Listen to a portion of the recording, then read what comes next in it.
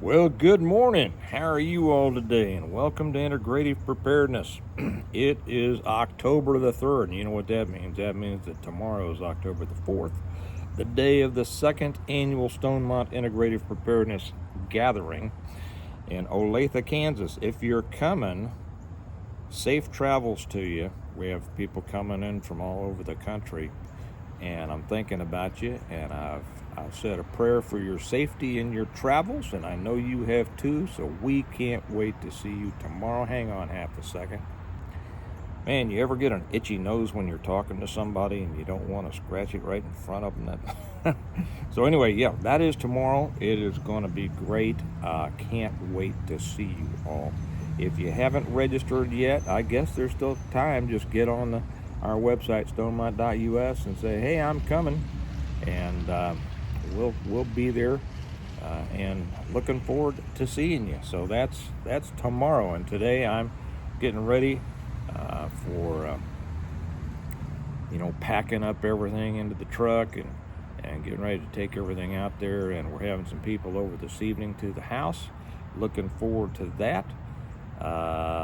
So that's that. Today I want to talk about what I would call this prepper anxiety hoarder syndrome. Should I make a new syndrome out of this? What would that be? P.A.H.S.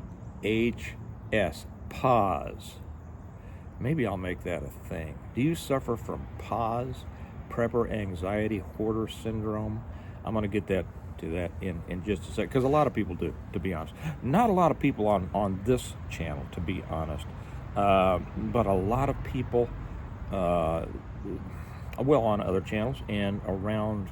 I run into people all the time that are get wound up, and it really affects them emotionally. Their fear of the future, their fear of the end times, their fear of the end of the world, their fear of whatever. And certainly there's a lot of people out there that are purveyors of doom and gloom that want them to be afraid because it puts dollars in their pockets, the purveyors' pockets, and so they just keep going. And I think it's sad, and I don't like to see that in people. And so this is really for a lot of new people. We've had a lot of new people come to us and join the channel here lately, and they say that it's nice to find a place that talks about this stuff positively, positive preparedness, rather than just a bunch of doom and gloom. And that's right. That's what we're here for. So it's good to have you.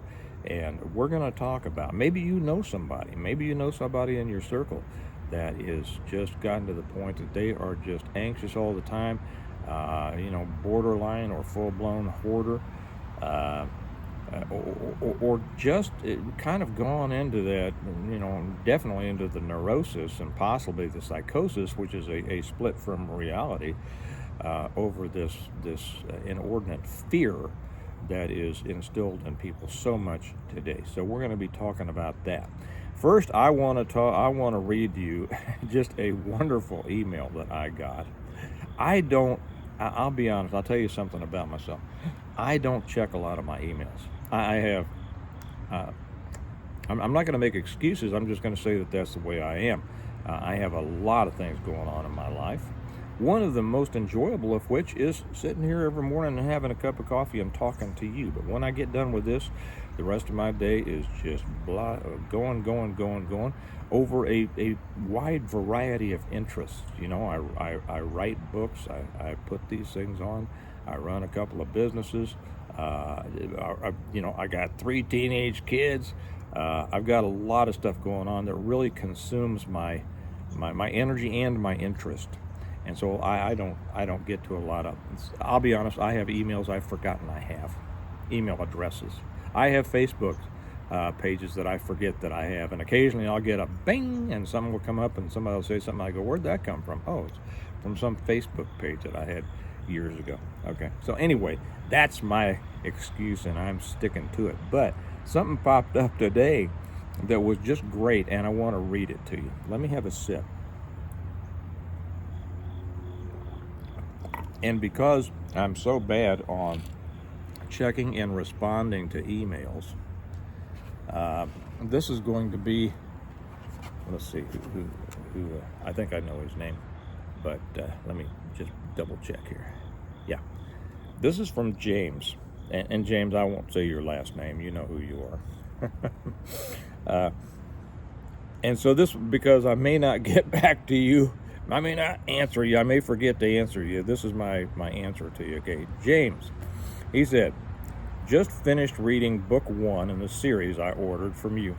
That's the Stonemont series, my series of books. Just to let you know, I was very impatient waiting on my order and emailed you some smart-ass remarks that were not nice. Well, James, I will assure you, you weren't the only one. For those of you who did not know, we had so many orders for my books coming into me personally, and I'll show you my books in a minute, but before we get into the hoarder syndrome. But there's a couple of different ways you can get it, and Amazon is one, and but directly from me through our website is another. And then I sign each one, and I write a note on each one and all that. And I love it doing that, and I'd have told people that. But we had so many orders over the summertime, and we did have some issues with our shipper and our printer, but whatever. So many orders, we were in some cases almost 3 months behind order fulfillment. We had that many orders. It was just unbelievable. And I tell you, I'm not one that gets anxious about many things, but that caused me just a bit of just a little smidgen of anxiety. Not enough to be a hoarder, but just a little smidgen. Well, let me just put it this way: I didn't like it. And I felt badly about it. But we're caught up now. I just fulfilled an order yesterday that was put in yesterday. What a great thing, right? We're still catching up on some mugs and T-shirts, but we'll get them. Okay. Anyway. Let me restart this because I wanted to explain what he's talking about. I was very impatient waiting on my order and emailed you some smart-ass remarks that were not nice. I apologize for being a smart-ass. Well, James, all is forgiven because of what you've written next. I have read a lot of prepping and survival books and magazines. In book 1, which is my book 1, The Reversion, I learned so much from the book I didn't know and had never even thought about before. Your knowledge of the subject and of preparing and surviving is outstanding. I also watch you every time you post on YouTube. Hey James, how are you? I wish I could come to your upcoming gathering. I wish you could too. I am 72 years old. I'll be 72 next month. And fear flights in airplanes due to bad experience. Man, I've had a bunch of bad experience. I used to fly all the time. Have to fly all the time. I do not like it. I drive. I am a retired industrial engineer that works as a consultant part-time. And then he tells me where he lives. God bless you and your family. You are a great writer and storyteller. Stonemont seems so real. And then he signed his name, James, and then the rest of his name. Well, James, I can't thank you enough. And hey, I get it, and we're buddies now, right? Okay. Hey, to let the rest of you know what he's talking about, I'll slip this in right now. What he's talking about is my books, the Stonemont series. I wrote them. And he says, he was complimentary on how much I know. Well, I've been at this for a long time. I've lived a preparedness life all my life. So we're talking, actively 50 years, and if you go back to Boy Scouts, 60 years. So I'm not a newbie in this area, and I like to pass on what I know, what I've learned, as a result of my experiences. Okay, and as a result, I talk about and I promote ideas that are many times different than what you see in other preparedness outlets. Okay, because I've been there. I've lived it for a long time. I just didn't all of a sudden a few years ago when Doomsday Preppers came out get, into an anxious state. So I thank him for that. And yeah, I know a good bit about this, and I like to share them with my books. And that is the Stonemont series, The Reversion, The Revival, The Renewal, An Appeal to Heaven, The Blessings of Freedom, Hostages to Fortune, and On Wings Like Eagles. Working on the 8th one now. The first one, The Reversion, came out in 2017, and I'm not good at this. And people have been learning from them ever since. And if you would like to get your set, you can get them through Amazon, and that link's down below. Or you can get them a better way. And that is directly from me through our website, stonemont.us. And when you do it that way, first off, you can buy the whole set. which you can't do through Amazon. And if you do it as a whole set, and you will want the whole set, then we give you a bit of a discount because we save money on shipping and handling and stuff like that. But then I sign each one for you, and I write a note in there, each one for you. And I love doing that because it gives me a feeling of relationship with you, my readers. And I love the relationship with my readers just like I do with my viewers here. So if you haven't read them, I'd suggest it be the very next thing you do. If you're really interested in preparedness and survival and such as that, or you just like a good post-apocalyptic series, or if you just like a great romance. A lot of people have told me that they really like the storylines, they love the people, they love the characters. Like James said, people say they really do feel like they are in it. They are part of Stonemont. They are in Stonemont. They live in. They prefer the world of Stonemont to the world they live in today. And I'll tell you what, I do too. So anyway, thank you, James. Let me take one more sip. Okay, so I was going to make a different one today, but then something popped up on my YouTube feed, and it was about, and I forget, it was a special, one of these investigative specials and things like that come out, and it was about hoarders and preppers, and it takes people, psychiatrists and specialists in this going through. Well, it started out with a woman who is preparing for the end times, and I'm going to say something that's going to sound like I'm cracking on her, and I'm not, but reading out of the Bible. Now, I'm a believer, I'm a Christian. I've told you before, yes, we are in the end times, but these are not the end times. I mean, we've been in the end times since the resurrection, okay? But too many people have been caught up in this. And you can see it on YouTube, you can see it, all different places. These people are saying, the Lord's going to come get me soon. Well, the Lord's going to come get us. I mean, those of us who are believers, I don't know. We shouldn't want it to be soon. What we should want is to be able to live our lives each day while we're here the way we're supposed to, the way that he charged us to, okay, to be salt and light, to go out and make disciples of all the nations. That's what we're supposed to do. We're not supposed to hide. We're not supposed to run off somewhere and separate ourselves from the rest of the world. Jesus didn't separate himself from the world. He went into the world. He came into the world. He dealt with those people who needed help. He has commanded you to do the same. I know I'm taking you to task if you're one of these who has said, I'm getting away from it. You're not supposed to get away from it. You're supposed to go out there and do what you're supposed to do. Okay, anyway, let's get back to this. So we see these people and this woman, somebody comes and says, now you're preparing for the end times. And of course, she goes to the Bible. She reads all these things, of all of the passages with which we're all familiar, talking about the end times. And there's a lot there. I'm not going to get into to a sermon here, but there is just so much in there that people totally misunderstand. Okay, those who hang their hook on this. And they interview her kids. I'm worried about mom. She's, and then they go in her house and it is just stacked up full of crap, and she's just, convinced that she is doing this because the end times are coming, or the end is coming. We are in the end times. We don't know whether that's going to be before I end this video, the end comes, or whether it's going to be another 1,000 years or 10,000 years. We don't know that.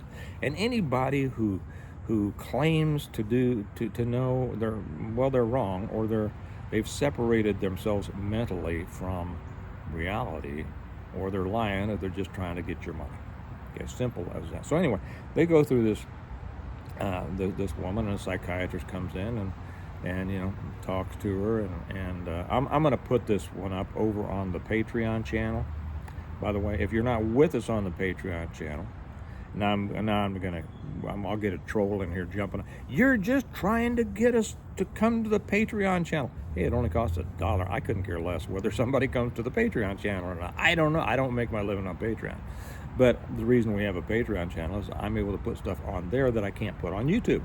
So if you'd like to come see extra stuff, please join us on Patreon. Love to have you. But I'll put this whole thing over on the Patreon channel when I put this video up, so you can watch that special. You know, I won't go into well, I've talked about this before, and we all know people who have become so absorbed with this idea that the end is nigh. You know, and it's wars and rumors of wars and this and that. Did you realize that particular, well, I'm not going to get into theology. I told myself I wasn't going to do it. Let me take another sip.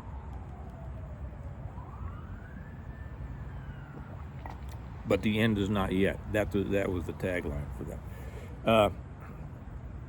We have had so many people misled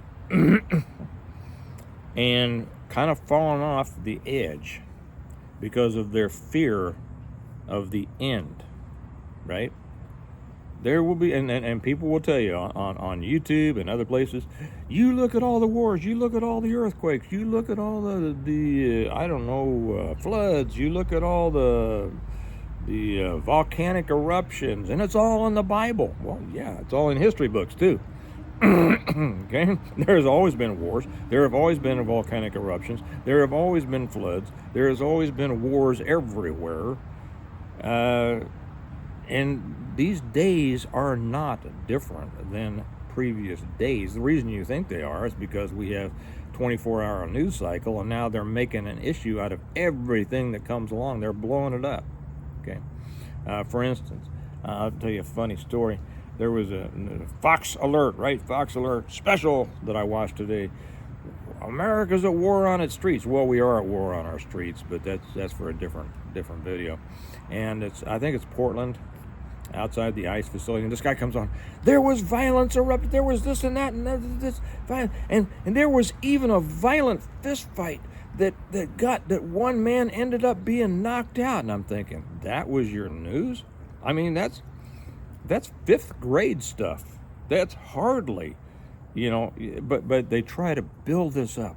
They build this up with these breathless videos. Oh, and look at this, and look at this, and look at this, and look at this. And the same way with prepper stuff. Wars and earthquakes. There's always been wars and earthquakes, and the people who think that these times are different than others, they don't know their history. I would suggest they go back and read a little history. The reason that this bothers me so much is that it's so sad. I don't like to see people taken advantage of. I don't like to see people who are maybe a little bit weak in the mental, and I don't mean, you know, special, who are a little bit weak in the mental or emotional sections of their life, being taken advantage of for clicks or views or money. We've seen this. You want to see something that's gone through history. Religious leaders, not real religious leaders, but those people have been using the Bible to stuff their pews and their pocketbooks for centuries. And it's always those people who are least resistant. Well, how should I say this? Least resistant to the scam artist, who fall prey. And then it really affects their life. It really dramatically impacts their life negatively. Just like these prepper hoarders. And these people who are just filled with anxiety. I see every now and then, I'll see a comment here on this channel. Not so much anymore, because I've been explaining, you know, in great detail, I think, how I don't believe this stuff, and I don't like this doom and gloom stuff. I'll talk about what our real dangers are, and we have some real dangers. We have, and I'll tell you what some of them are. We have the dangers of the cartel presence in the United States and the drug problems they bring in and the violence they bring in. We have real danger in the Islamization of the United States. That is growing. And those are two problems that most of these people know nothing about, never talk about, never consider, because they are so consumed with this idea of the end of the world. These are the real problems. This is why Jesus told you to sell your cloak and buy a sword or an AR. See, not because the end was coming, but because you needed to be able to continue to take care of yourself until the end came. And too many people in the, I'll tell you, there are a lot, I'm going to offend some people here. I don't care, and I don't mean that to sound mean. I don't care if I offend anybody. When I teach anything, when I try to show people how to do something properly, it's not my purpose to offend them. It's my purpose to help them to do it right and to see it right, to understand it.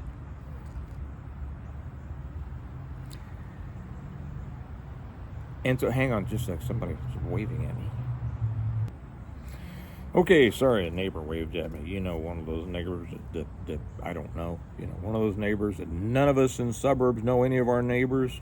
I know. I slipped this in, just kind of a shot back. I know all my neighbors, have known all my neighbors for the last 40 years. No matter where I live, I know all my neighbors, and I've been here for 20 years. So anyway, what I was saying is, and I think I slipped a loop there somewhere. I'm not sure exactly where I was, but I'll probably pick it back up.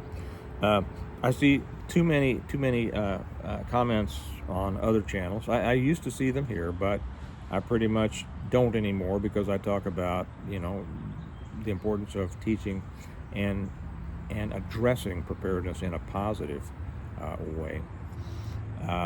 Of people who have just given up. Oh yeah, that brought it back. A whole lot of people, and this is what's going to tick off a lot of people. And I'm sorry if it offends you. It's not my intent. My intent is to make you think. Okay. A lot of preppers are quitters. They're giver-uppers. They are. They've given up. They've quit. They have said, oh, the whole world's falling apart. The whole world's going to hell. Well, the whole world's been to hell for a long. We know who runs this world, right? The world is. This is not my home. Well, it's your home until the good Lord calls you home. Okay, and you're supposed to do what you're supposed to do while you're here.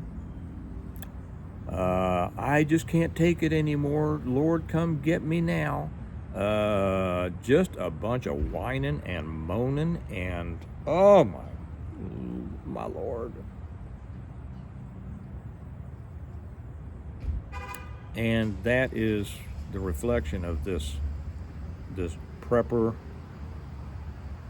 anxiety hoarding syndrome. Now different preppers, I see them hoard different things. Some hoard in hoarding. I mean, maybe you don't hoard. I know so many people with so many guns. They're never going to use all those guns. Now, if they're collectors, good. They're investments. So many guns. So many people with so much stuff, and I'm not even going to get into specifics, but I see so much people who are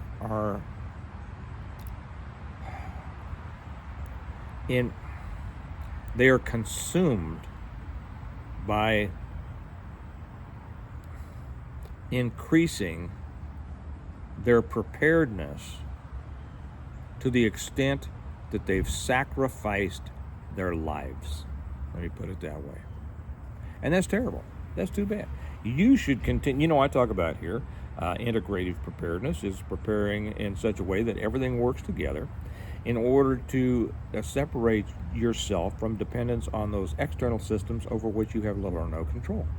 But just like it says on our see how it says on our cup here, prepare well today in order to live well tomorrow. And in the first book, the Reversion, my first book, it says Jim Wyatt, that's the main character. He says, If everything fell apart, he didn't want to just survive. He didn't want to notice. See, he wanted to keep living a high-quality life. I want to keep living a high-quality life. I live a high-quality life now. I'm not afraid of anything. I participate in the world around me. I access the opportunities of the exceptional country in which we live. I like most people, most, and I have a great life. And I prepare so that I and my family and my friends and such as that can continue to live a good life after the collapse of everything. But when somebody sacrifices living a high quality life now, just in hopes of being able to survive after a collapse, that person has sacrificed the life the good Lord gave them out of fear. You know, one of my favorite, and you've been with me before, you know this, one of my favorite scripture verses is, this is the day the Lord has made. We will rejoice and be glad in it. It doesn't mean that the day after the collapse is the day that the Lord has made, and we're going to sacrifice our lives today, and we're going to be all anxious and afraid and scared and everything like that, and do not and not do anything, you know, with our lives except prepare. Get more stuff. Get more stuff. Don't do it. Don't do it. That is not what you're supposed to do. You're familiar with the parable of the talents, right? I hope you are, if you are a believer. And even if you're not, the parable of the talents. Okay, read it again if you're not. The one that the servant who went and buried the talent. Okay? I'm not going to tell the whole thing because we're running along here. Go to your Bible and look up the parable of the talents. God has given you certain talent. They use talent in the old, in the King James, as a way of, well, talent was actually a currency, a type, a unit of exchange back then. But he's talking about talents too. You know, God has given you certain things to do. You're not supposed to hide it. You're supposed to use those. You're supposed to use those to go out there and increase your positive effect on the world for your master, who is God. And it is from this story that the line, "Well done, my good and faithful servant," comes. Okay? All right, well, I'm going to bring this to a close because I've got a lot to do today, getting ready for tomorrow's gathering. I can't wait. Looking forward to seeing all of you. But just think about this. If you have found that you are pulled away from enjoying your life because of your concern, your fear, and your anxiety about the way the world is going, you're doing it wrong. And it's not Steve Smith saying it. It's the good Lord. He says it in the Bible. 365 times it says, "Do not be afraid." And if you are following somebody that just tells you every single day, be afraid of this, be afraid of that, be afraid of this, be afraid of that, separate yourself from that and be willing to accept the great life the good Lord has in store for you. Okay? Before we sign off, just a reminder, if you want to buy the books, the Stonemont series, go to either Amazon, links down below, or to our website, stonemont.us. If you want me to sign them for you and write a little note in there in each one for you, I love to do that. And get out there today. And if you have found yourself kind of regressing into that fear and depression that so many preppers seem to get into, sit down after you're done with this, say a prayer, say, "Lord, save me from this because I've been a fool." I've been a fool, and I'm not enjoying the life that you gave me, and I'm not doing with my talents what you want me to, and help me to get out there and do better. Okay? All right. Well, you all have a good day. For those of you coming to the gathering tomorrow, can't wait to see you. We're going to have a great day. And remember, we prepare well today in order to live well tomorrow. And James, thank you for your email. Y'all have a good day. I'll talk to you later. Bye-bye.